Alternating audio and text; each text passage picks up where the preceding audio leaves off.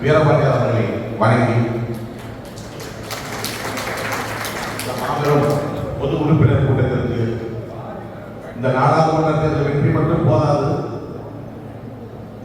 26 நடைபெறுகின்ற நமது சட்டமன்றம் சேலம் முழுவதும் பிடிக்க வேண்டும். நமக்கு உற்சாகப்படுத்த படித்த வந்திருக்கும் நமது அமைச்சர் ஐயா அவர்களுக்கும்,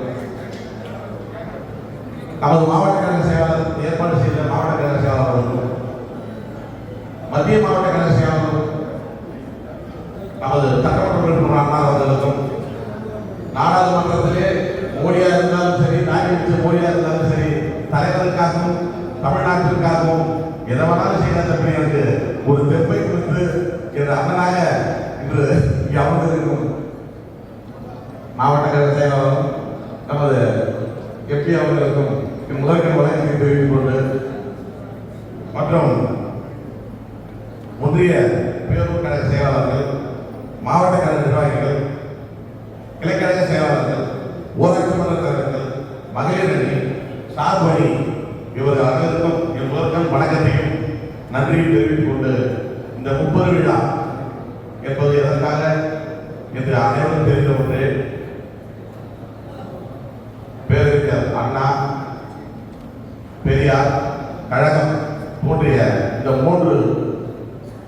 மூன்றையும் சேர்ந்து ஒன்றாக ஒரு விழாவாக கொண்டாட வேண்டும் என்று நமது தமிழக கழகம் ஏற்பாடு செய்தால் 30 விழா. இந்த 30 விழா என்பது ஒரு பெரிய வெற்றியை நமக்கு தரக்கூடியது. எப்படி என்றால், கழகம் என்ன செய்ய வேண்டும், அடுத்த வரும் ஆண்டுகளில் கழகம் எப்படியெல்லாம் செயல்பட வேண்டும் என்ற திட்டங்களை தலைவர் அவர்கள் அறிவிப்பார். அந்த திட்டங்களை எல்லாம் நம்ம செயல்படுத்துவதுதான் நம்முடைய நோக்கம்.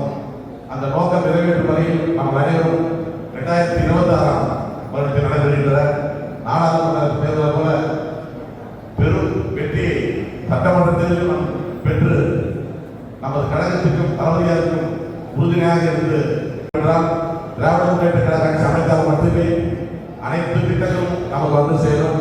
தலைமையார் செய்கின்ற திட்டங்கள் எல்லாம் அனைத்து மாநிலங்களில் உள்ள முதல்வர்களும் அதை பயன்படுத்தி செயல்படுத்திக் கொள்கிறார்கள். முன்மாதிரி நம்ம தமிழகத்தின் முதல்வர் ஒரு முன்மாதிரி ஒருவராக செயல்படுகிறார் என்பதை உங்களிடம் மீண்டும் நினைவுபடுத்தி, வருகிற சட்டமன்ற தேர்தலிலே அனைத்து தொகுதியிலும் 200க்கும் மேற்பட்ட தொகுதிகளை நாம் வெற்றி கொண்டு சிறப்பாக பணியாற்ற வேண்டும் என்ற அனைவருக்கும் வாய்ப்புக்கு நன்றி. வணக்கம்.